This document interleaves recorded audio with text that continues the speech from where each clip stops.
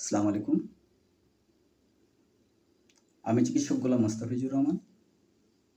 Health BD YouTube চ্যানেলের পক্ষ থেকে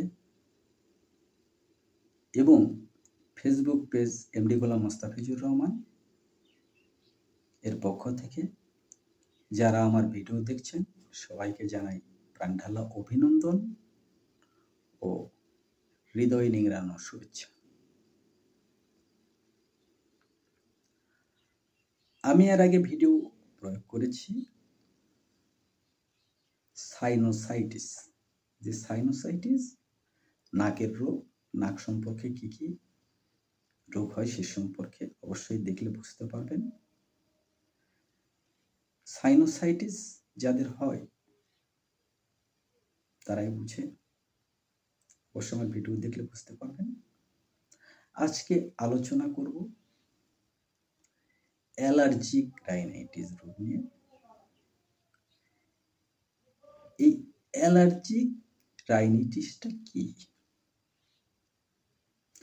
যা অ্যালার্জি থেকে উৎপত্তি। এটা সচরাচর বালক বালিকাদের মধ্যে বেশি দেখা যায়, মানে অল্প বয়সের শিশুদের মধ্যেই যে কোনো সময় এটা হতে পারে। ঋতুকালীন কিছু বয়স্ক লোকদের মধ্যেও দেখা যায় এই রোগটা আসতে পারে। এটা আসলে কি হয়? এই ঠান্ডা লাগার কারণে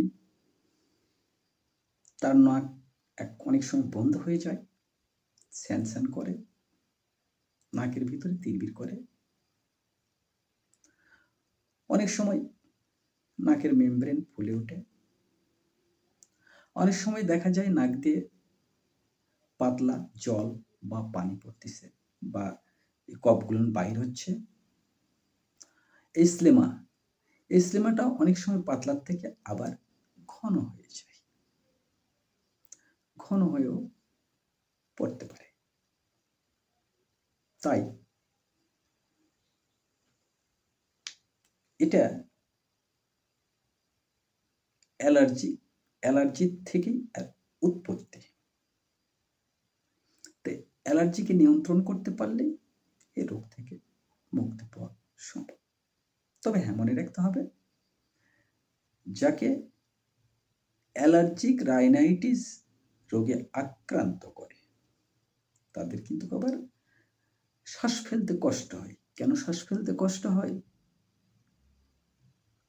অর্থাৎ আরেকটা লক্ষণ দেখলে আমরা বুঝতে পারবো যে ওই লোকটা যখন কথা বলে, কথা বলার পরে দেখা যায় কথাটা একটু ঘ্যার ঘ্যার ঘ্যার ঘ্যার করতেছে। এটাই হলো অ্যালার্জিক রাইনাইটিস রোগ।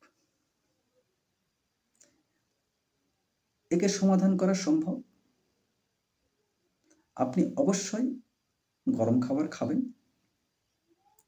ভালো অভিজ্ঞ চিকিৎসকের কাছে যাবেন, সে আপনাকে দেখে বুঝে শুনে আপনার রোগটা অবশ্যই বাহ্যিকভাবে নির্ধারণ করে আপনাকে ব্যবস্থাপত্র দিলে এ রোগ থেকে উপশম পাওয়া সম্ভব।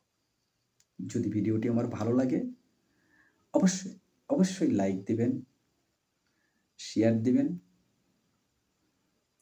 এবং বেল বাটনটি অন করে দিবেন আগামী ভিডিও পাওয়ার জন্য।